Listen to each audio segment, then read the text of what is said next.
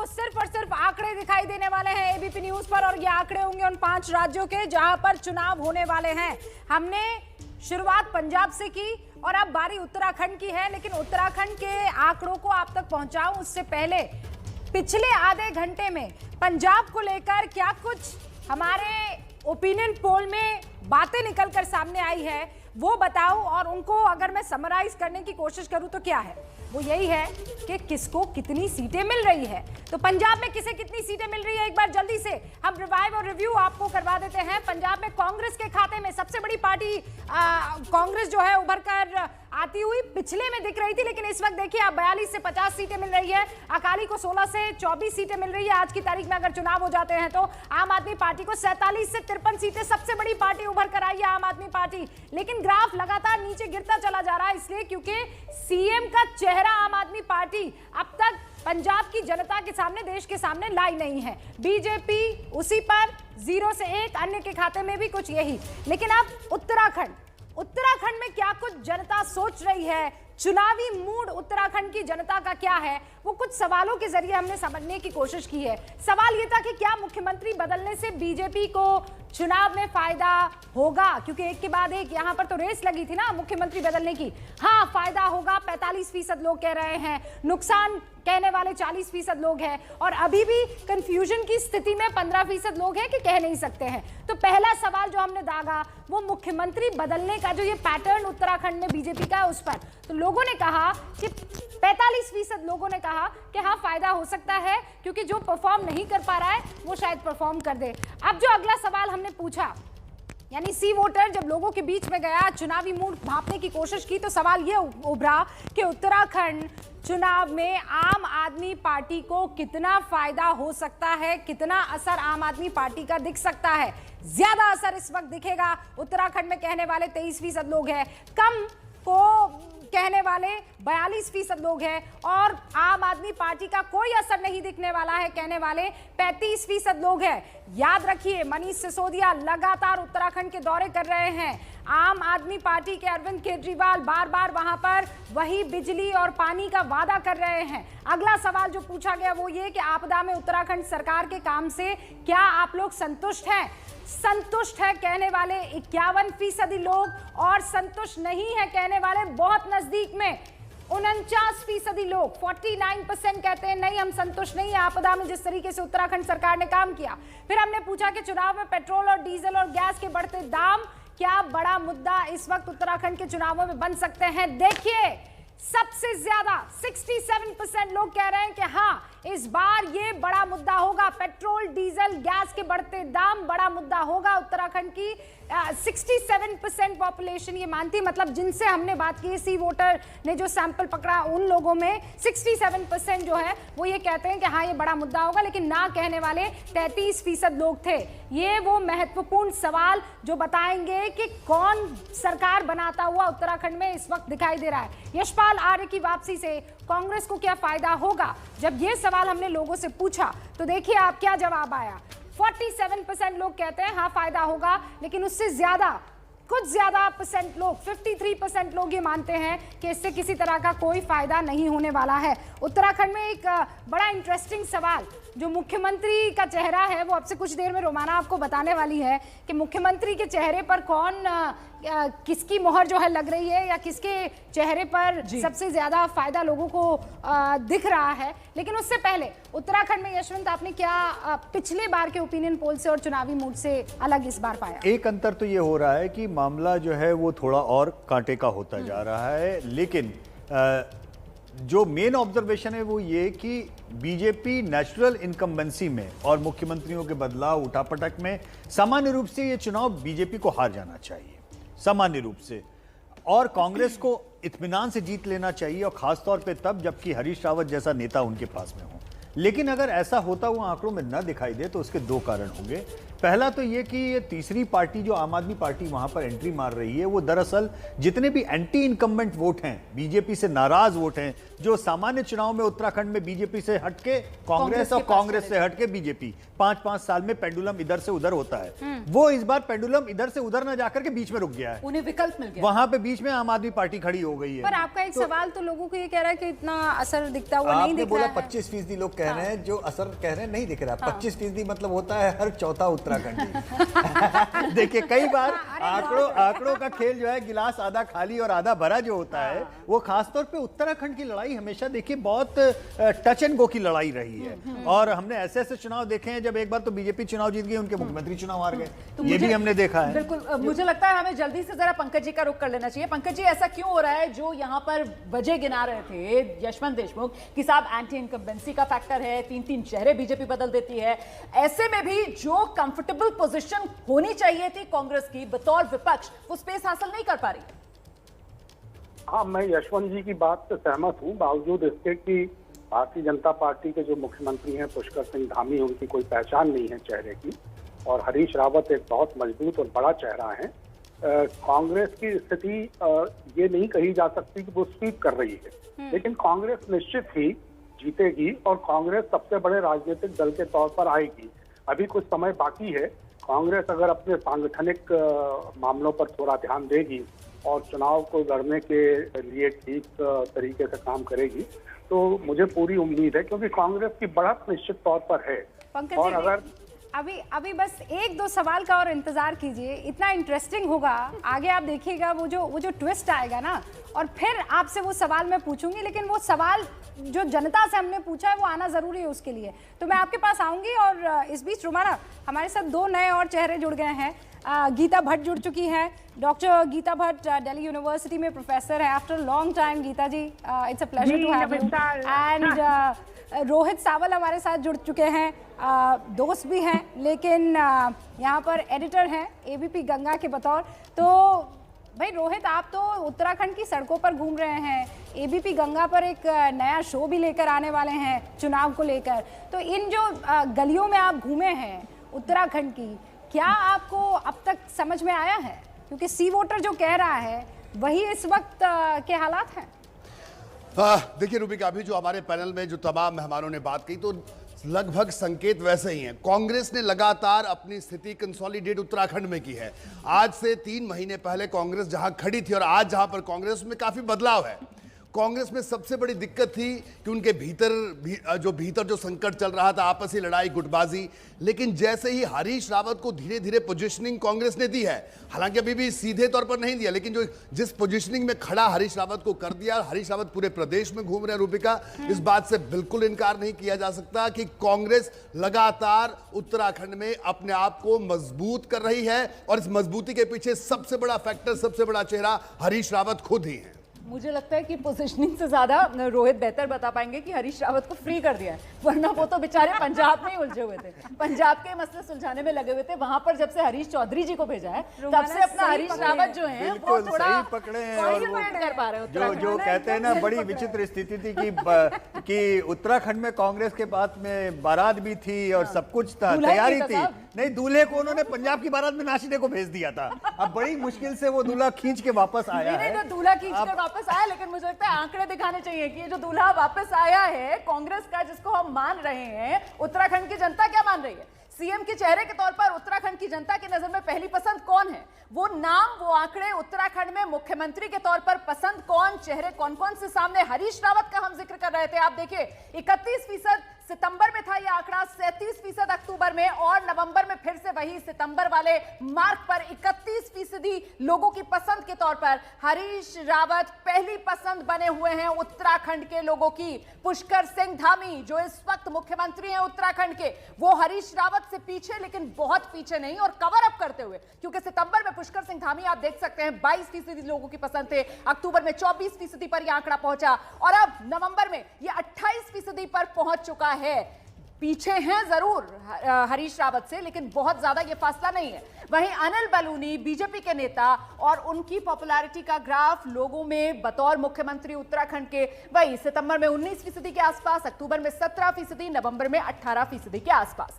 अब वो आंकड़ा जिसका आपको इंतजार है, उत्तराखंड में किसे कितने वोट, सीटें कितनी है उत्तराखंड की, 70 हैं। और वोट शेयर का यह आंकड़ा आपके सामने, आप देख सकते हैं कांग्रेस 36%, बीजेपी 41% के साथ सबसे ज्यादा वोट शेयर उत्तराखंड में हासिल करती हुई। आम आदमी पार्टी के खाते में 12% वोट जाते हुए इस सर्वे के मुताबिक, अन्य के खाते में 11% वोट। यहां पर बीजेपी काफी बढ़त लिए हुए कांग्रेस से, किसके मुकाबले में, वोट शेयर के मुकाबले में। लेकिन अगर सीटों में इसको कन्वर्ट किया जाए तो फिर तस्वीर क्या है? सीटों का वो आंकड़ा जिसका आपको इंतजार है, कुल 70 सीटें उत्तराखंड की।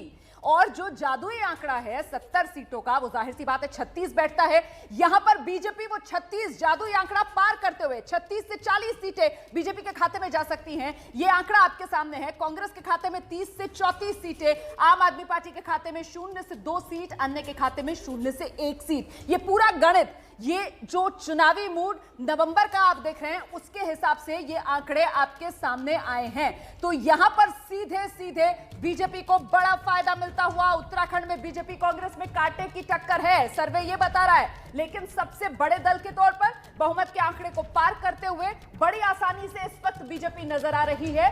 बीजेपी का वोट शेयर भी कांग्रेस के मुकाबले काफी ज्यादा, करीब 5% का फासला है। यशवंत, बिल्कुल। और साथ में पहली बात आप ये देखिए कि हरीश रावत आगे हैं, उनकी पार्टी उनसे पीछे चल रही है। एक बड़ी विचित्र स्थिति, सामान्यतः पार्टी के वोट आगे होते हैं और सीएम के कैंडिडेट के नंबर जो है वो पीछे होते हैं। बीजेपी के केस में देखिए, पार्टी आगे है, सीएम पीछे है। यहाँ इकलौता एक ऐसा एग्जाम्पल है जहां नेता आगे है, पार्टी पीछे। दूसरी चीज जो ये मैंने बोला, पेंडुलम लेफ्ट से राइट और राइट से लेफ्ट शिफ्ट होता है। देखिए 12-15% के बीच में लगातार आम आदमी पार्टी उस पेंडुलम को बीच में रोक रही है। सामान्य स्थिति में ये सारे के सारे वोट कांग्रेस को शिफ्ट हो गए होते, तो ये जो बीजेपी की 5% की लीड आप रोमाना बता रही हैं, वो 5% की लीड नहीं बल्कि 7% का उल्टी साइड में गैप होता। तो यहां से अब जो सफर चल रहा है, धामी साहब के बारे में एक चीज मैं कहूंगा, पिछले दोनों मुख्यमंत्रियों के मुकाबले उनके अगेंस्ट में कोई नाराजगी, गुस्सा वो नहीं बना। और वो धीमे धीमे, और गुस्सा इसलिए नहीं बना क्योंकि वो अकलमंद आदमी, वो अपना मुंह बंद रखते हैं। अगर मुंह खोलेंगे तो गुस्सा बनेगा, कुछ उठपटा निकलेगा, ना वो बोल रहे हैं ना लोग गुस्सा हो रहे हैं। लेकिन यहां से अब हरीश रावत का कैंपेन और कांग्रेस के अंदर इस बात की क्लैरिटी, जैसा अभी रोहित कह रहे थे, अभी तक मुझे यही आश्चर्य हो रहा है कि दूल्हे को दूल्हा घोषित क्यों नहीं किया जा रहा। क्यों नहीं किया जा रहा है? यही बहुत विचित्र बात है। क्या लगता है वजह क्या है? बिल्कुल, देखिए वजह फिर वही बात, कांग्रेस के भीतर की गुटबाजी और हरीश रावत दूल्हे की तरह बनकर घूम रहे हैं, लेकिन उन्हें बतौर दूल्हा घोषित नहीं किया गया है। इसका नुकसान और किसी को नहीं, कांग्रेस को होने वाला है। और मैं एक और बड़ी अहम बात रूबिका, जिसका जिक्र अभी यशवंत भी कर रहे थे, कि आम आदमी पार्टी का फैक्टर, इसको इग्नोर नहीं किया जा सकता। बीजेपी और कांग्रेस भले अभी बिल्कुल इग्नोर कर रहे हैं, लेकिन ऐसी स्थिति नहीं है। अब देखिए हरिद्वार की 11 विधानसभा सीटें, इसके अलावा उधम सिंह नगर की अगर हम बात करें 9 विधानसभा सीटें। ये दोनों इलाके मैदानी इलाके हैं उत्तराखंड के, और यहां दोनों जिलों में यानी ये 20 सीटें बनती हैं। 20 सीटों में कम से कम रूबिका मैं आपको बता दूं कि 17 ऐसी सीटें हैं जहां पर किसान वोटर अपना असर रखता है। हाँ। और जो किसान आंदोलन है, इसका असर भी इन जिलों में है। भारतीय जनता पार्टी की सरकार, पूरा प्रदेश का संगठन भी इस बात को चुप तरीके से मानता है। वो कोशिश कर रहे हैं वहां अपने आप को कंसोलिडेट करने की। एक और बात मैं आपको बताना चाहता हूं, देखिए दूसरी बात, उत्तराखंड की सियासत में 2-3 नेता ऐसे हैं जो स्थितियां भांप जाते हैं तब वो पार्टी शिफ्ट करते हैं। जैसे पिछली बार बीजेपी से, कांग्रेस से बीजेपी में आए, यशपाल आर्य चले गए कांग्रेस में। 2 और मंत्री इस सरकार के ऐसे हैं जो लगभग तैयार बैठे हैं कांग्रेस में जाने के लिए, बस वहां पर बात नहीं बन रही। और मैं आपको बता दूं कि इस बार की जो भी कैबिनेट है, धामी कैबिनेट, उसमें 4 मंत्री ऐसे हैं जो अपनी सीटें बदलना चाहते हैं, क्योंकि उनको भय है कि वो मौजूदा सीटों से चुनाव हार सकते हैं। तो ये तमाम बातें, उत्तराखंड का चुनाव इस बार बहुत दिलचस्प होने वाला है। बिल्कुल, लेकिन रोहित यहाँ पर जो बातें गिना रहे हैं और साथ ही साथ हम आंकड़ा दिखा रहे हैं, यशवंत इस बात को बेहतर तरीके से बता पाएंगे। रूबिका, हमने ये जो सिलसिला शुरू किया था सितंबर से, अच्छा सितंबर, अक्टूबर, नवंबर। सितंबर में कांग्रेस की खाते में सीटें जा रही थी 19 से 23। गौर कीजिएगा, ये देखिए आपके सामने ये आंकड़ा भी आ गया है। कांग्रेस के खाते में सितंबर में उत्तराखंड में सीटें 19 से 23 जा रही थी, जो इस वक्त 30 से 34 जाती हुई नजर आ रही है। बीजेपी के खाते में सितंबर में सीटें जा रही थी 44 से 48, जो घटकर अब आ गई हैं 36 से 40 पर। तो ये जो फासला है ना, जो कम होता हुआ नजर आ रहा है। प्रोफेसर गीता भट्ट, यहां पर तो ऐसा लग रहा है कि अभी तो वो कह रहे हैं ना, अभी पार्टी शुरू हुई है, यहां तो अभी चुनावी माहौल बनना शुरू हुआ है, अभी तो चुनावी हवा बहेगी। और अगर ये इसी तरीके से ग्राफ आगे बढ़ेगा तो फिर तो बीजेपी की वापसी में मुश्किल आ सकती है। देखिए, एक बात हमें ध्यान में रखनी चाहिए कि उत्तराखंड में बहुत से ऐसे जो विकास के प्रोजेक्ट शुरू करे गए हैं जो कि बड़े दशकों से जो है बिल्कुल पड़े हुए थे, जिन्हें कोई हाथ नहीं लगा रहा था। एक उनका जो है बहुत असर है। आप ये मानिए कि जो वहाँ का ग्रामीण क्षेत्र है, अंदरूनी क्षेत्र है, वहाँ जो रेल प्रोजेक्ट शुरू किया गया जो कि ऋषिकेश से कर्णप्रयाग को जोड़ रहा है, जहाँ 7.5 घंटे का जो सफर है वो लगभग 2 घंटे 2.25 घंटे में तय होने वाला है। आप सभी जानते हैं कि पहाड़ी इलाकों में कितनी बड़ी समस्या है यात्रा करना। ठीक है, वो आप भी एक बहुत अच्छे से जानती हैं। आप चुनाव को बहुत बारीकी से देखती हैं। मुझे ये बताइए, अभी जो रोहित कह रहे हैं ना कि वो मैदानी इलाकों में किसानों का एकजुट होना, वो एक नैरेटिव बहुत स्ट्रांग है। चुनावों में नैरेटिव बहुत इंपॉर्टेंट होता है, मजबूत होता है। डेवलपमेंट एक अपनी जगह है, नैरेटिव अपनी जगह है, उसको आप कैसे तोड़ेंगे? देखिए, अभी चुनाव आने में समय है और जो जिस प्रकार से जो एक किसानों के बीच में जो एक असंतुष्टता का भाव है, उनको लेकर जरूर जो वहाँ के पार्टी के लोग हैं वो वहाँ जाएंगे, बातचीत करेंगे, अपने आप को उनके समक्ष रखने का प्रयास करेंगे, क्योंकि अभी समय है। तो अभी हम एकदम जिसे कहते हैं जंप टू द कंक्लूजन नहीं कर सकते हैं कि वो सच में ही कोई बहुत डेंट करेगा। नहीं, कहाँ समय है प्रोफेसर गीता? ये रे चुनाव कहाँ? हम कोई लोकसभा चुनाव की थोड़ी बात कर रहे हैं। अभी देखते देखते टाइम निकल जाएगा। क्या अब तक साल भर से तो आप मना नहीं पाए किसानों को, कैसे मनाएंगे आप? क्या कोई तो स्ट्रैटेजी होगी ना। वो राकेश टिकैत जो है वो उत्तराखंड को छोड़ नहीं रहे हैं, पूरा माहौल बनाकर रखे हुए हैं। देखिए, टिकैत जी की अपनी राजनीति है और वो जिस प्रकार से वो अपना जो है पाला बदलते रहते हैं समय समय पर। तो अगर ये मान ले कि वो नेता हैं और वो दिशा देंगे चुनाव को, तो ये भी कहना मेरे ख्याल से कोई बहुत उचित नहीं होगा कि वो दिशा देंगे कि किस तरफ किसान जो है वो जाएगा। ठीक है, उनकी एक अपनी कॉन्स्टिट्यूएंसी है जिसको वो एड्रेस करते हैं, पर उनके आधार पर अगर किसान जो है किस तरफ जाएंगे ये कहना, ये मुझे लगता है ये शायद थोड़ा ठीक नहीं होगा। कॉन्स्टिट्यूएंसी की बात वो कर रही है, वो भी आप ही की पार्टी वाला राज्य है जिसके बारे में हम आगे बताने वाले हैं। लेकिन मतलब मुझे लगता है कि यहाँ जो बात हो रही है, जिस बात का जिक्र दरअसल रोहित सावल कर रहे थे, यशवंत जी बेहतर तरीके से बता पाएंगे कि अगर इस तरीके की नाराजगी है, जैसे किसानों का मुद्दा, अगर उसको लेकर नाराजगी है, तो फिर तो वोटर के जहन में नाराजगी का वोट अगर होगा तो वो तो और डिसिसिव होगा, और फिर उसके मन में ये बात आएगी कि सत्ता से बेदखल करना है। क्या वही नाराजगी एक तरीके से दिख रही है कि आम आदमी पार्टी जो पहले 0 से 4 नजर आ रही थी हमारे सर्वे में, सितंबर में, अक्टूबर में, अब नवंबर में वो घट गया है मामला, वो 0 से 2 सीटों पर आ रही है और कांग्रेस उसी तरीके से बढ़ रही है और बीजेपी घट रही है। देखिए, अब कांग्रेस की जो बढ़त 3 महीने में दिख रही है, उसका मुख्य कारण केवल और केवल ये है कि हरीश रावत वापस उत्तराखंड पहुंच गए। 3 महीने पहले वो वहां थे ही नहीं। एक तो बड़ी बात। दूसरी बात, ये जो बीजेपी के नंबर आपको हायर साइड पे दिख रहे हैं, आज से 6 महीने पहले क्या हालत थी। आप ये देखिए कि पिछले 3 हमारे जो स्टेट ऑफ द नेशन पोल होता है, मूड ऑफ द नेशन, उसमें मुख्यमंत्रियों की रैंकिंग में पिछले 3 साल से उत्तराखंड बॉटम में लगे हुए थे, बॉटम 3 में। और उसके बाद में जब बदला तो आसमान से गिरे खजूर में अटके वाला वो बदलाव हुआ, वो भी हटाया। मेरे ख्याल से बीजेपी का तो अगर वो कंटिन्यू रहता तो बीजेपी की बहुत बड़ी दुर्गति होने वाली थी उत्तराखंड में। ये जो 2 मुख्यमंत्री बदल के जितना कुछ भी उन्होंने किया, वो उन्होंने एक तरह से डैमेज कंट्रोल किया, लेकिन डैमेज कंट्रोल करने का मतलब ये नहीं है कि मरीज आईसीयू के बाहर हो गया है। जो स्थिति गंभीर है वहां पे एमएलएस के खिलाफ जितनी नाराजगी है, और खास तौर पे जिस तरीके से दल बदलू लोगों को पार्टी में लिया गया और अब जिस तरह से वो वापस जा रहे हैं, ये कार्यकर्ताओं की जो वहां पे नाराजगी, आप जाकर के देखिए कि ये इस तरह के लोग आप लेते ही क्यों हैं जो कल के दिन मुंह उठा के वापस चले जाएंगे। ये सारी चीजें जो हैं वो देखिए, ये जनता भी इससे समझती है और पार्टियों को भी समझना चाहिए। जो देश का मूड है ना, ये जो चुनाव का मूड है, इससे बहुत सारी चीजें समझ में आती हैं। हमने अब तक आपको क्या बताया, उत्तराखंड के बारे में बताया, पंजाब के बारे में बताया, अब 2 और राज्यों के बारे में क्विकली मैं आपको बता देती हूँ। शुरुआत गोवा से करने वाली हूँ। वहां सवाल नहीं, वहां सीधा हम जो है आपको जो कुल सीटें हैं उसमें किसे कितने वोट मिल रहे हैं पहले आपको ये बता देते हैं। कुल 40 सीटें गोवा में, और ये देखिए वोट परसेंटेज किसको कितना मिल रहा है। बीजेपी को 36% मिल रहा है, कांग्रेस को 19% मिल रहा है, आम आदमी पार्टी को 24%, अन्य के खाते में 21%। लेकिन कांग्रेस आप देखिए चौथी पार्टी यहां पर बन गई है। वोट परसेंटेज की अगर मैं बात करूं तो सीधी टक्कर इस वक्त अगर किसी में दिख रही है तो वो है बीजेपी में और आम आदमी पार्टी में। 36% बीजेपी और 24 33% जो है आम आदमी पार्टी। लेकिन अगर आप इसको सीट में कन्वर्ट करने की कोशिश करें तो क्या नजर आता है? गोवा में किसे कितनी सीटें मिलती है? 39 सीटों में से आप देखिए सबसे बड़ी पार्टी उभर कर आती है बीजेपी, जिसे 19 से 23 सीटें मिल सकती है अगर आज की तारीख में चुनाव होते हैं। तो कांग्रेस के खाते में 2 से 6 सीटें, आम आदमी पार्टी के खाते में 3 से 7 सीटें और अन्य के खाते में 8 से 12 सीटें। यानी अन्य जो है वो ज्यादा मजबूत इस वक्त दिख रहा है। मतलब सबसे बड़ी पार्टी को अगर एक तरफ आप छोड़ दे, बीजेपी को 19 से 23, कांग्रेस को 2 से 6, आपके खाते में 3 से 7 सीटें और अन्य के खाते में 8 से 12 सीटें आती हुई दिखाई दे रही हैं। अब जरा मणिपुर का रुख कर लेते हैं।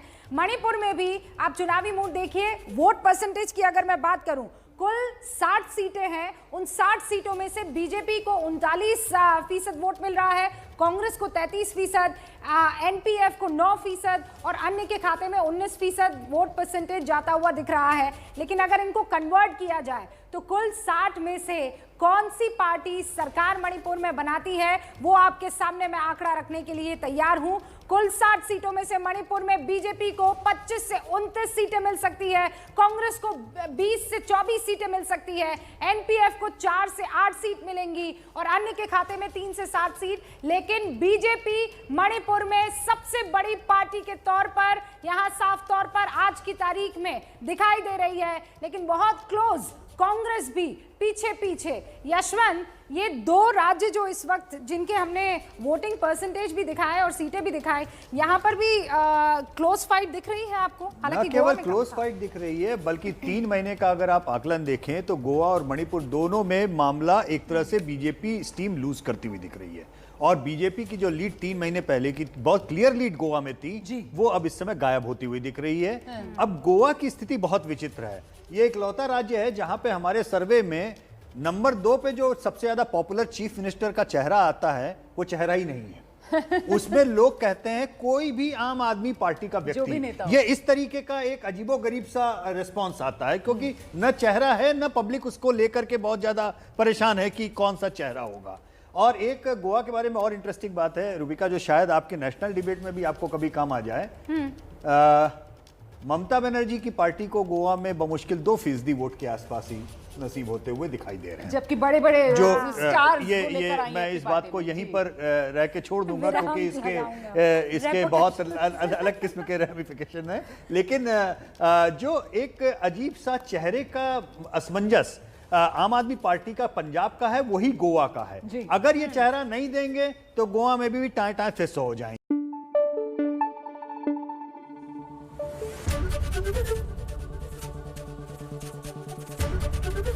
एबीपी न्यूज आपको रखे आगे।